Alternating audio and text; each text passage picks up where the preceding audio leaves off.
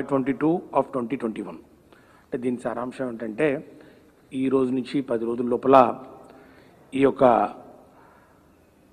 Boards state boards ఏవైతే ఉన్నాయో ఆ స్టేట్ బోర్డ్స్ పరీక్షలు నిర్వహించిన స్టేట్ బోర్డ్స్ ఈ యొక్క అసెస్మెంట్ ఏవైతే ఉన్నాయో విద్యార్థుల మరి మార్క్స్ను అవి ఒక 10 days లోపల ఫైనలైజ్ చేయాలి అండ్ ఎంటైర్ రిజల్ట్స్ ఆ డిక్లరేషన్ రిజల్ట్స్ కూడా 31st July లోపల చేయాలని చెప్పడం జరిగింది. మరి ఈ విషయాలన్నింటినీ మరి సమీక్షించిన తర్వాత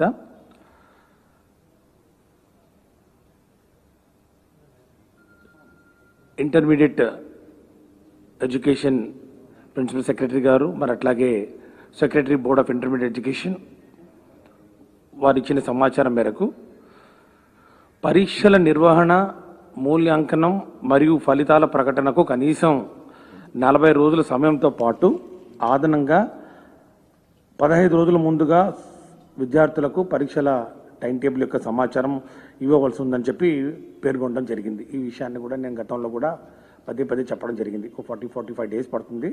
45 daysలో మరి ఈ రిజల్ట్స్ పూర్తిగా ఈ ప్రాసెస్ ఎంత కంప్లీట్ చేసుకొని మరి రిజల్ట్స్ అనౌన్స్ చేసుకోవడానికి వెసులుబాటు ఉంటుందని చెప్పడం జరిగింది.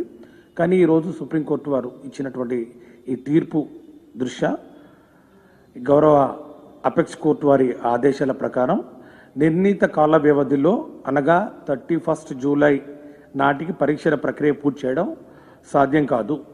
ఇదే విషయాన్ని గౌరవ మరి ముఖ్యమంత్రి గారికి తెలియచేయడం జరిగింది.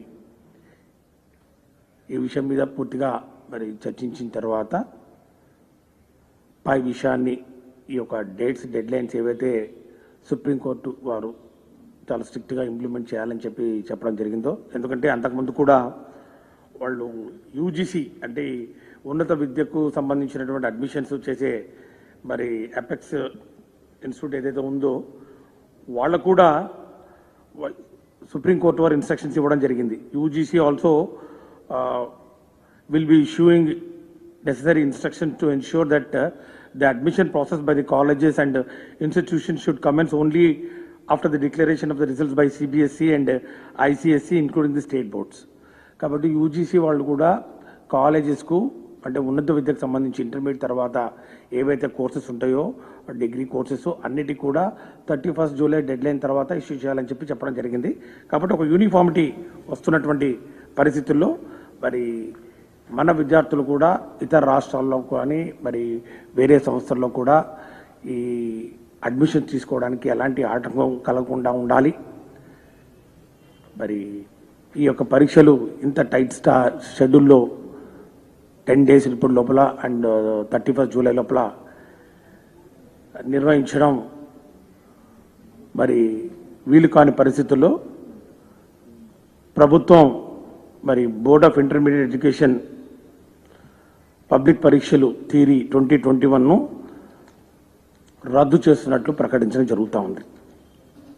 మరి దీని తర్వాత రద్దు చేసిన పరీక్షల మార్కులను ఏ పద్ధతిలో కేటాయిస్తారనే విషయాన్ని త్వరలోనే ప్రకటించడం జరుగుతుంది. అంటే ఈ యొక్క మార్క్స్ సిబిఎస్ఈ వాళ్లకు ఒక డీటెయిల్డ్ గైడ్లైన్స్ ఇవ్వడం జరిగింది.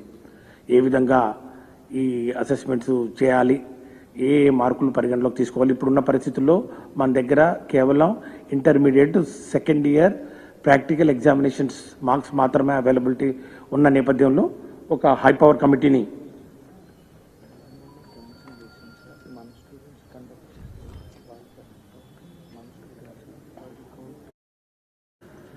కాబట్టి ఒక హై పవర్ కమిటీని ఏర్పాటు చేసి ఈ ఎంటైర్ ప్రక్రియను ఈ యొక్క మూల్యాంకనం వాళ్ళ యొక్క మార్క్స్ను ఏ విధంగా అసెస్మెంట్ చేయాలని మరి నిర్ణయం తీసుకోవాలనో ఆ కమిటీ సిఫార్సుల మేరకు త్వరలోనే నిర్ణయించడం జరుగుతుంది. అట్లాగే ఇతర బోర్డులు కూడా ఇప్పటికే ఎగ్జామినేషన్స్ క్యాన్సిల్ చేయడం వలన మనకు కూడా మన విద్యార్థులు కూడా ఏ విధంగా కూడా నష్టపోకుండా, ఎందుకంటే ఈ యొక్క డెడ్ లైన్ ఏదైతే ఉందో ఈ 31st July డెడ్ లైన్ కామన్గా అన్ని రాష్ట్రాల్లో మరి దీన్ని వర్తింపజేసే దిశగా సుప్రీంకోర్టు ఆర్డర్లు మరి ఉండడం వలన ఈరోజు జరిగినటువంటి ఈ యొక్క సుప్రీంకోర్టులోని చర్చల నేపథ్యంలో వారు ఇచ్చినటువంటి ఆర్డర్లను సుప్రీంకోర్టు ఆర్డర్ను దృష్టిలో పెట్టుకొని ఈ యొక్క ఇంటర్మీడియట్ పరీక్షలను రద్దు చేయడం జరిగిందని చెప్పి తెలియజేస్తా ఉన్నాం. అదేవిధంగా ఈ యొక్క పరిస్థితుల్ని దృష్టిలో పెట్టుకొని 10వ తరగతి పరీక్షలు కూడా రద్దు చేయడం జరిగిందని చెప్పి కూడా తెలియజేస్తున్నాం.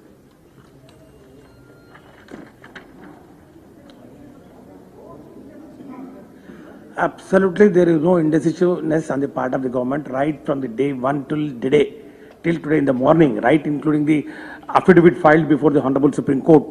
We have time and again we have mentioned it that we are ready to conduct the examinations duly following all the protocols, including 15 students for every room, and then maintaining physical distances and following absolutely to the last core of the points of the standard COVID-19 protocols.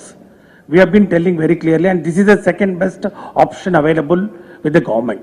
Cancellation is the second best option. The best option is always government have been telling that we want to, keeping in view of the future of the students. Our Honorable CM also have been telling repeatedly, and then we have also told that we are ready. We are ready with the conducting examinations, and we have filed the same thing in the affidavit. In the affidavit filed before the Honorable Supreme Court. Where is the question of confusion at all? We have been telling, we told very, very clearly, including today. You can see all the papers also carried that in the affidavit also we have mentioned how actually we are going to conduct it. But now that the Honorable Supreme Court has fixed the deadlines, has fixed the deadlines. The deadlines is 10 days. Within 10 days, you have to enumerate the entire the scheme of assessment of the marks, and then the internal assessment marks also, and the results also had to be. The results had to be announced by 31st July, which is absolutely not possible in the given circumstances, because I have been telling, not now, before also, that we require this number of days. My secretary is there next to me, Direct Secretary Board of Intermediate Education, and my principal secretary is also there. If you want, you can clarify with them. We have given the time required for each stage, the announcement of the notification, so that sufficient number of days had to be given to the students for preparing for the examinations, because generally we give 10 to 15 days for announcing after announcement of the schedule for conducting the examination, and 7 papers are there. Alternative days we have to conduct, and earlier schedule also we have said, if you start the examination in the month of July, and then it will go up to July 27th, and then thereafter we require another 15 days for evaluation, and then finally publication of results. So where is the question now?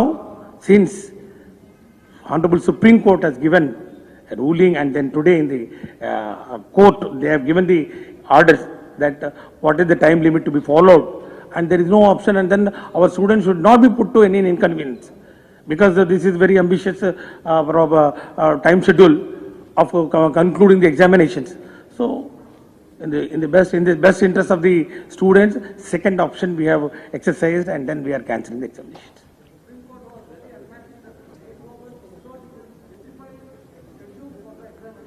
We have given almost 1 month back.